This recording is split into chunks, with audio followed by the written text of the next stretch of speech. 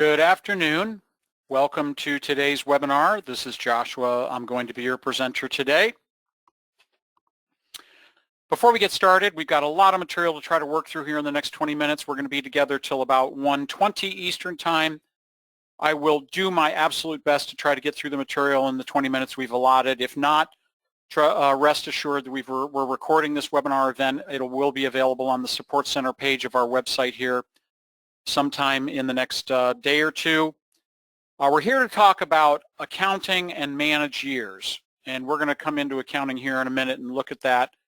Well, let's close out of that before we do that. Click the little red arrow on the sidebar of your webinar control panel. Allows you to minimize that control panel, get it out of the way. Really important if you're on a single monitor setup, or drag it out to the second desktop if you've got 2 monitors or more. Again, allows you to get the full visual effect of the presentation. So it looks like my audio is coming through loud and clear. I hope everybody can hear me. If you have questions, please type those into the questions portion of the webinar control panel. I will do my best to keep an eye on those. Typically, kind of get rolling on the topic. So I probably won't be able to get to answer those questions until the very end of the webinar, but if you're willing to stick around, I'll certainly do what I can to get those questions repeated for everyone and answered. The topic is taken from our A202 workbook, training workbook today, pages 39 to 49. So if you have the A202 workbook, you can certainly follow along with me, as that's the printed material I'm using today.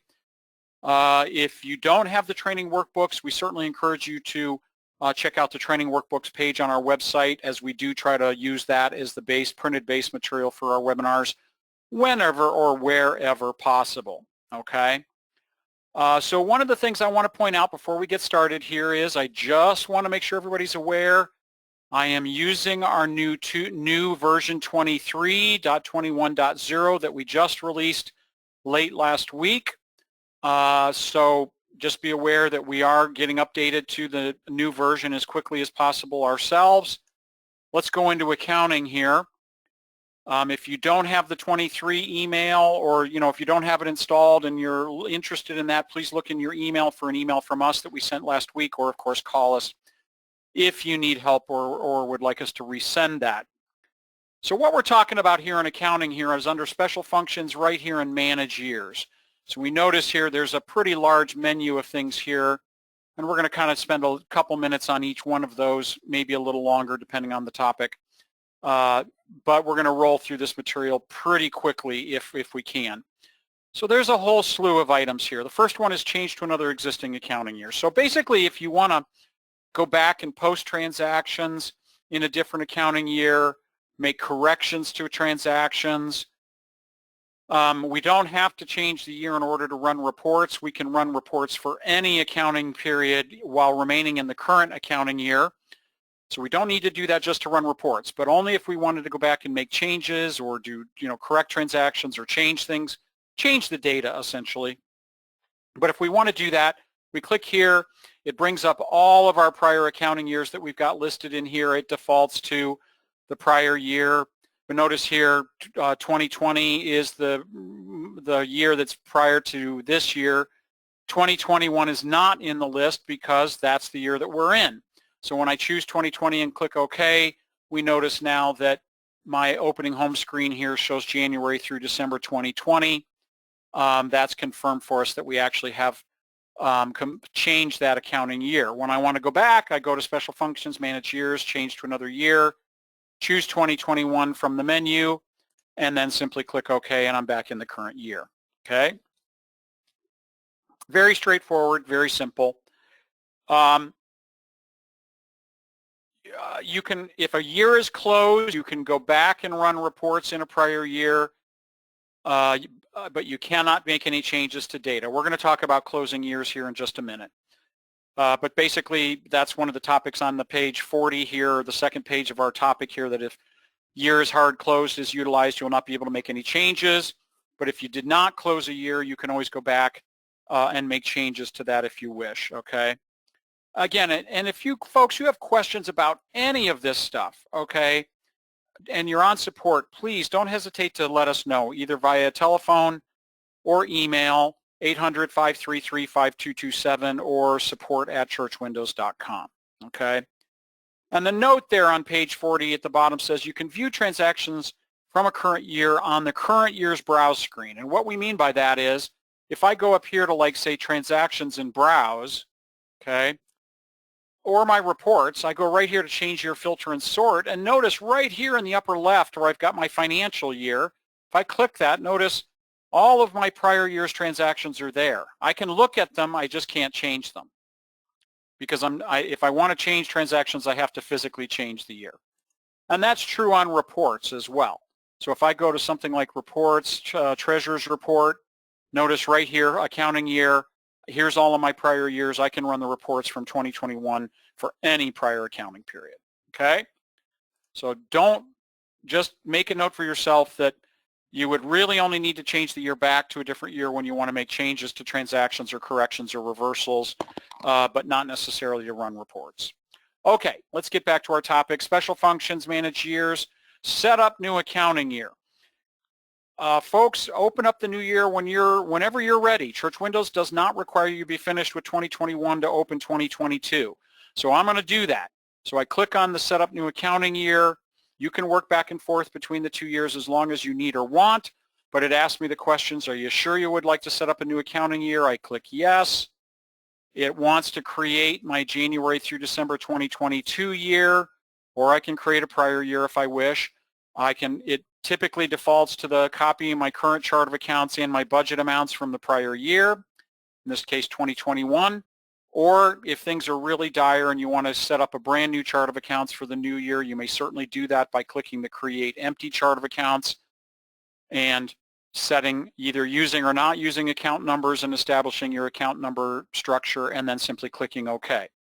But we are going to copy our chart of accounts from the prior year and our budget amounts, okay? If I copy the budget amounts, they can always be changed. I recommend copying them because if the New Year's budget, sorry folks, that was weird. Okay, I got clearly a Windows update here. That's pending, we'll take care of that.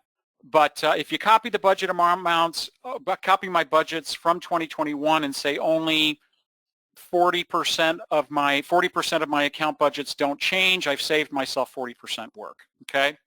So you could be saving yourself some time. If you know all of your budget amounts are going to change, you can choose to not copy those over, but we're going to. So we simply click OK, and we now notice that on our opening home screen for our accounting now, it shows January through December 2022. So the new year has now been set up, okay?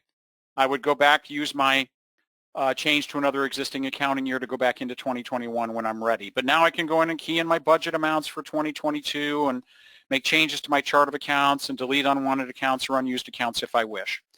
Special functions, manage years, view accounting year information. So if I just want to simply look at some specific accounting year information, I can choose that. So it shows what the year's start and end date was. If the year was closed, so notice we've not closed any accounting years, and if it was closed, who closed it, assuming we've got security set up. Also, the beginning balances are systematically finalized, automatically brought forward or is finalized. The only time that would be perhaps unchecked would be the year that you're setting up a brand new chart of accounts, and it would say who it was finalized by. So finalized essentially would mean who opened the new year and copied or updated the beginning balances, okay?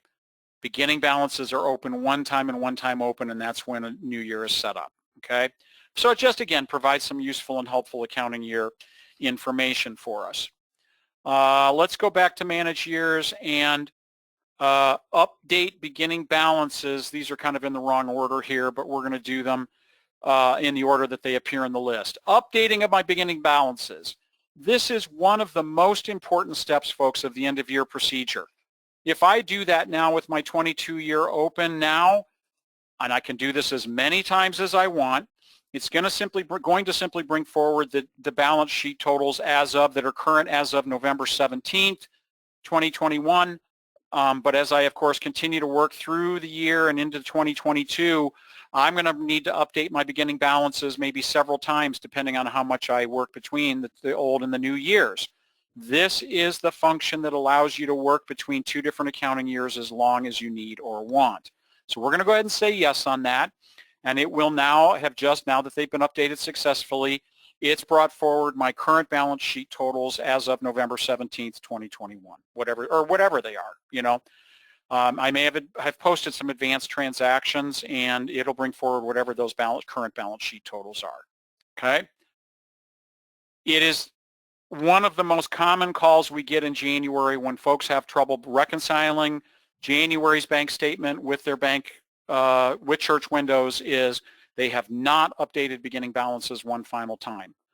You got to remember to do that, folks, okay? Recopy chart of accounts from prior accounting year. If you've made significant changes, like if I go back into 2021 now after having opened, you know, my new year, and I've made significant changes to my chart of accounts, like maybe I've added new vendors or added vendor information like names and addresses, or entered bank name information, or even added new accounts to my chart of accounts, I can come in here, do my manage years, and recopy my chart of accounts, okay? Notice it's available to me now. Delete January 2022 and recopy from 2021. The reason why that's available to me now is because I have posted no transactions in 2022 yet. As soon as I post that first transaction in 2022, the delete and recopy will be unavailable, and I can only update my account details from the prior year, okay? So just keep in mind that what you can do on this window is really determined or controlled by when you post that first transaction in the new accounting year, okay? The screenshot on page 42 talks or shows how that is when that becomes unavailable, and only the update account details may be available to you, okay? This is something which we don't do terribly often, but it can be helpful when it's needed, okay? We're going to go ahead and just cancel out of that. And then let's go back up to special functions, manage years, and let's talk about closing an accounting year. So here it says close an accounting year, prevent further changes to an accounting year. Okay, we're on page 43 now, folks. So first of all, I want to make absolutely and entirely clear that this is an optional function for you. There is no requirement in Church Windows or in accounting for you to hard close any accounting year. This is what we would traditionally call a hard close. Basically, it closes the year. You can go back and run reports for the year, but you cannot change transactions. You cannot change accounts. You can make no further changes to the data whatsoever.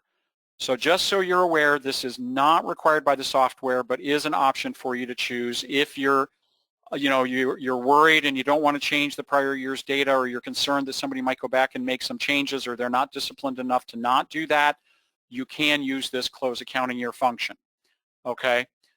One of the things I encourage you to keep in mind about it, of course, folks, is that this can occur at any time. We get a handful of folks every year who close their prior year 2 weeks into the new year, and then they want to go back and make changes, and they can't. There is no way to reopen a closed year once it's closed, okay? So if you want to close the year in June of 2022, you want to close 2021, do that.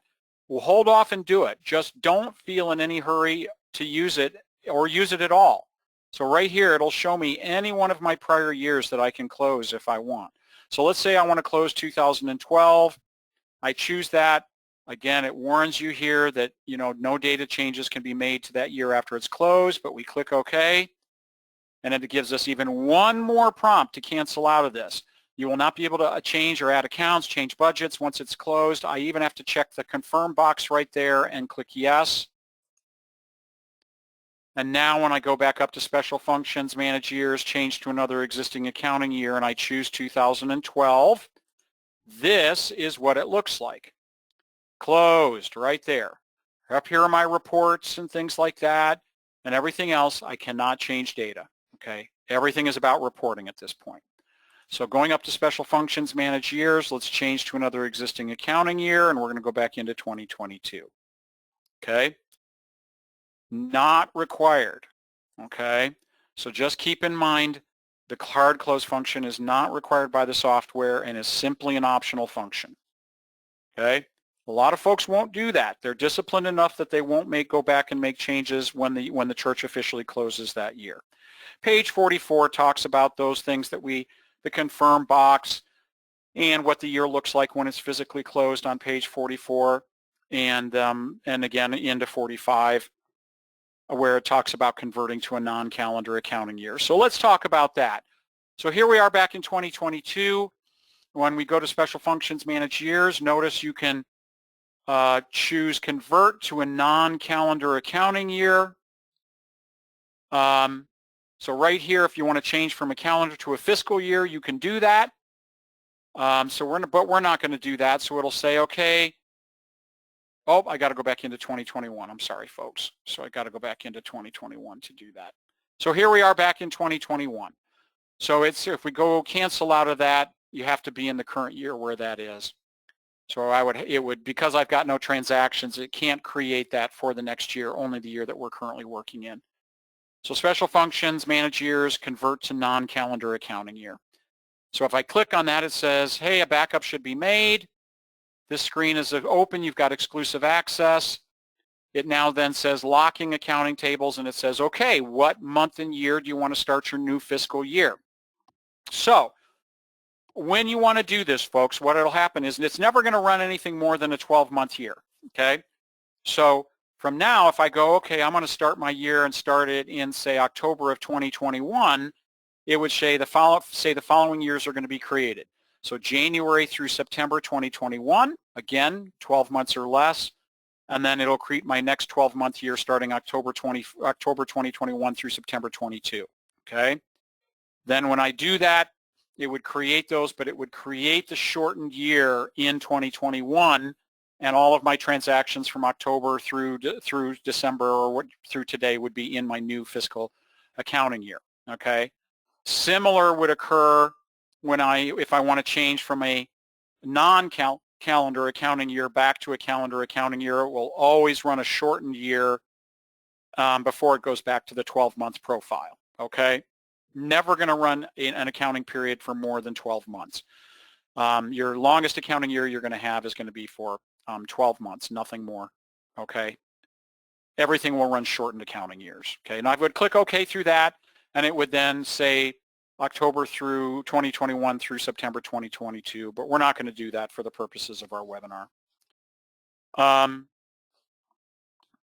And if you really, really, really need or want to change to a calendar or non-calendar accounting year, folks, I always recommend call us. Myself, Carolyn, Nikki, any one of our other, Kellyanne, any one of our accounting techs are going to be happy to talk through with you the things that come along with changing to a calendar or non-calendar accounting year either way.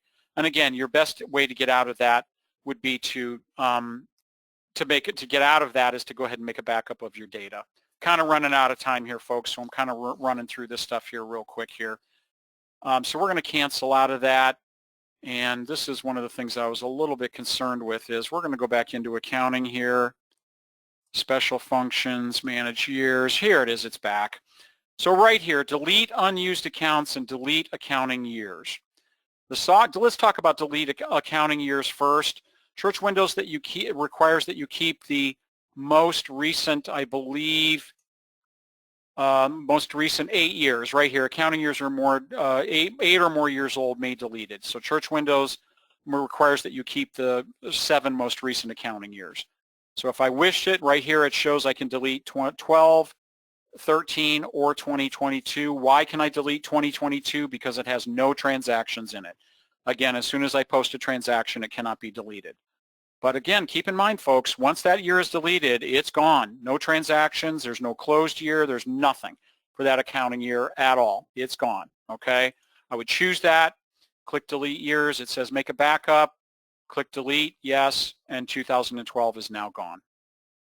Finally, sorry folks, this is going to go a little bit longer than we had hoped. I apologize for that. Again, if you need to leave, you can come back and revisit the video later when it's out on our website. And now let's talk about delete unused accounts. Right here, Special Functions, Manage Years, delete unused accounts. If we click on that, it shows me any account that even right now in November 17th of 2021 are eligible for deletion.